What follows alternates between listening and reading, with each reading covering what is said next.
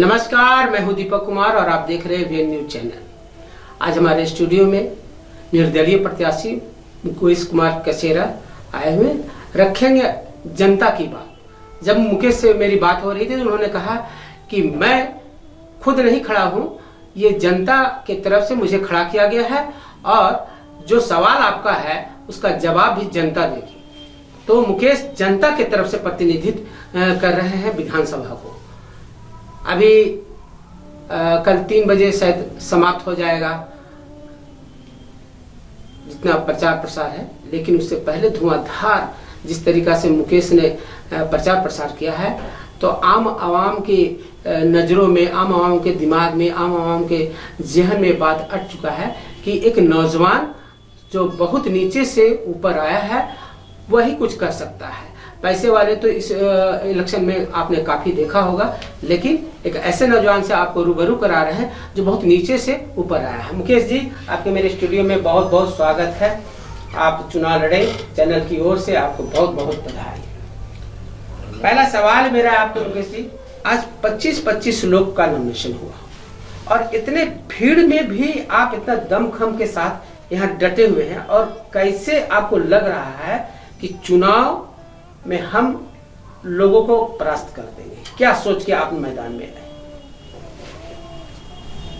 ये जो चुनाव में खड़े हुए 25 गो, वो खड़े हुए हैं जबरदस्ती।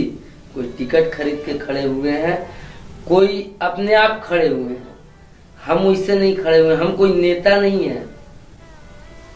हमको जनता ने खड़ा किया जबरदस्ती कि आप खड़ा होइए, समर्थन हम लोग करेंगे, वोट हम लोग देंगे, जिताना हम लोग को रहता है। चुनाव में जनता सर्वोपरि होता है और जब आपको जनता खड़ा किया है तो आपको वोट भी देगा, ये बात को आपको विश्वास है।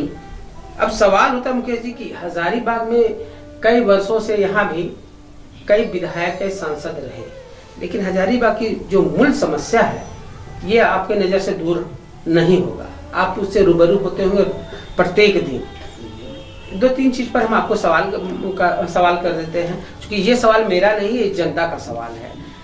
वो चाहता है कि हजारीबाग में शिक्षा और स्वास्थ्य दो अलग अलग पटरी पे चल रहा है और उसी से प्रत्येक दिन हर व्यक्ति को गुजरना है, चाहे वो गरीब हो या अमीर हो, लेकिन उसकी स्थिति बहुत खराब है। क्यों? क्योंकि यहाँ शिक्षा का हब होते हुए भी कई ऐसे स्कूल हैं जो बंद है। तो आपको अगर जनता अपना मत देकर विधानसभा भेजता है तो आप क्या करेंगे उनके लिए? सबसे पहले तो आप हमसे सवाल किए कि बहुत बड़ी बड़ी पार्टियों का सरकार रही। जी जी जी। तो आज 20 साल से आप देखिए कि जो स्थिति हजारीबाग में 20 साल पहले थी, स्वास्थ्य हो, स्कूल हो, सड़क हो, ट्रैफिक हो, वो आज भी है। सही बात है, एकदम बिल्कुल सही बात है। तो जनता हमको इसीलिए खड़ा किए हैं कि आप आगे बढ़िए। हम देख रहे हैं जनता का जो दिक्कत है, परेशानियां, मेरे साथ भी परेशानियां, हम भी उसी से जूझ रहे हैं। हम कालीबाड़ी में चाय बेचे हैं, झंडा चौक पे लिट्टी बेचे हैं, तो हम नीचे स्तर से उठे, हम देख रहे हैं जनता का प्रॉब्लम क्या है। हम अगर जनता हमको चुन के विधानसभा भेजती है और हम विधायक बनते हैं, तो सबसे पहले मेरा काम होगा स्वास्थ्य और शिक्षा। जितना स्कूल बंद है, आज 23 स्कूल सरकारी है जो बंद है, अगर 4 टीचर को भी नौकरी मिलती तो 100 नौकरी होती। तो बेरोजगारी, बात बोले आप, बेरोजगारी यहाँ खत्म होती। 100 लोग को नौकरी लगना मतलब 1000 घर चलना, 1000 घर चलना, तो बेरोजगारी यहाँ पे भी खत्म होती। बात कर रहे हैं स्वास्थ्य का, तो हमारे सदर हॉस्पिटल बहुत बड़ा हॉस्पिटल है, उसमें सारा व्यवस्था है, सारी बड़ी बड़ी मशीन है। उसके बावजूद भी आप देखते होंगे कि हर रोज 15 से 20 को यहाँ से रेफर हो। क्योंकि हमारा स्टूडियो ही है इसी रोड पे। अभी आप देखे होंगे कि थोड़ी देर पहले कम से कम लगातार 5-7 एम्बुलेंस गया, तो हम लोग भी थोड़ा सा घबरा जाते हैं कि कहीं कोई घटना दुर्घटना तो नहीं हुआ। तो ये दिनचर्या में ये क्यों हो रहा है? ये क्यों हो रहा है? आखिर यहाँ कहाँ पे कमी है? सरकार पैसा दे रही है, सरकार से आप हर चीज का पैसा आ रहा है, स्वास्थ्य में, स्कूल में, हर चीज का पैसा, उसके बावजूद भी कोई व्यवस्था नहीं है। ये तो कहीं ना कहीं प्राइवेट नर्सिंग होम एकदम इस तरह से दिन प्रतिदिन बढ़ते जा रहा है। हॉस्पिटल में कई दलाल भी रहते हैं, आपको मालूम होगा, आप तो यहाँ के लोकल हैं, बचपन से लेके सारा चीज देख रहे हैं। तो वो दलाल हॉस्पिटल से अच्छे मरीजों को निकाल के नर्सिंग होम में ट्रांसफर कर देता है। तो इन सब पर भी जनता चाहता है कि थोड़ा सा अगर मेरा जो विधायक हो वो कम से कम ये सब चीज पर बैंड लगे। हम इसी के लिए जनता हमको खड़ा की है और हम इसी पे काम करेंगे। बहुत सारी मुद्दा है, ट्रैफिक हो गया, रोड हो गया, स्वास्थ्य हो गया, शिक्षा हो गया, कहाँ ठीक है। आपका रोड, ये गली में आपका नाली है, गली में 4 बार रोड बनता है, पहले नाली बनता है, उसके बाद रोड ढलाता है, उसके बाद पाइप बिछता है, फिर रोड ढलाता है। ये तो आम आवाम को देखने वाली बात है और सही में है। और साल में 4 बार डिस्टर्ब होते हैं हम लोग। गली का जो लोग हैं, हम भी गली में रहते हैं, रोड पे मेरा मकान नहीं है, गली में रहते हैं, तो हम लोग झेलते हैं। साल में 4 बार कोड़ाता है। बाइक ले जाने में जिस दिन ढलाता है उस दिन बाइक रोड में रखे तो दोस्त यार रखते हैं, तब हम गली घुसते हैं। ये हजारीबाग की समस्या है कि छोटे छोटे गली है, जमीन जब खरीदा लोग वहां पर लगता है कि बड़ा रोड होगा, लेकिन घर बनते बनते कई ऐसे मोहल्ला हो गया है जहां पे आप बाइक नहीं ले जा सकते हैं। कई ऐसे मोहल्ला है कि कंधा पे गली से लाश निकाल करके, अर्थी निकाल करके उसको रखा जाता है, फिर अर्थी सजता है। तो मुकेश जी का कहना गलत है, मुकेश जी सही बात बोल रहे हैं कि अगर कोई घटना दुर्घटना हो जाता है, कहीं आग लग गया बाय द वे गलती से भी, तो वहां पे फायर ब्रिगेड की गाड़ी जाने में बड़ी मशक्कत होती है। तो मुकेश जी इन सब बड़ा समस्या है।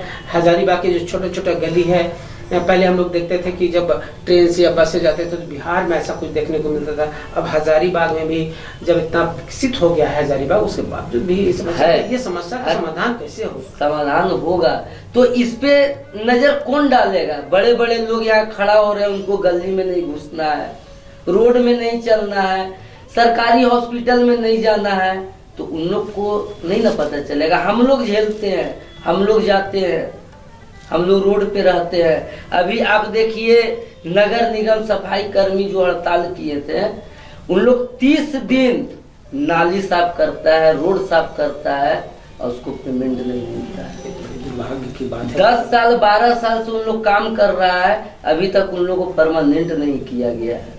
अभी एक बड़े नेता आया था, लेकिन बोला था कि जो लोग अनुकंपा पे या एडहॉक पे काम कर रहा है उसको सरकारी नौकरी दे देंगे।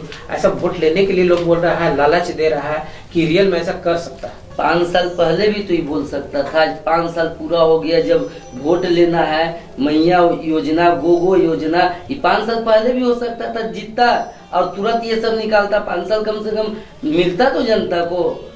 तो ये जब वोट आता है तो 2 महीना 4 महीना पहले इन लोग तैयारी होता है ये कि हमको वोट कैसे 11 आवर में दिया, लोगों को बरगला दिया, लालच हो गया। अभी विधानसभा में फार्म भराया था 68,000 रुपया का, जो इलेक्शन के बाद।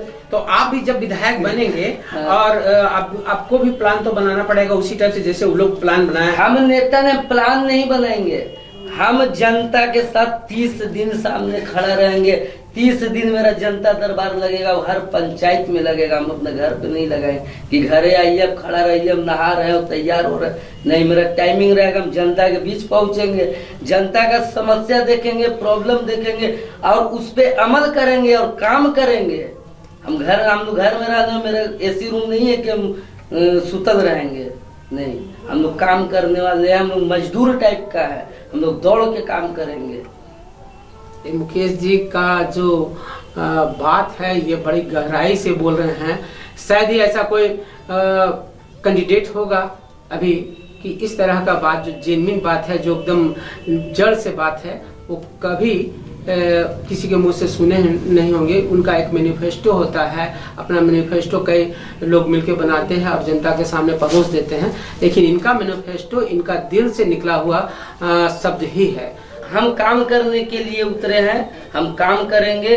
5 साल में हजारीबाग को चमन बनाएंगे और 5 साल में अगर चमन बना दिए, 5 साल के बाद हमको वोट मांगने का जरूरत नहीं पड़ेगा। जनता लोग अपने वोट देंगे और हमको विजय बनाएंगे।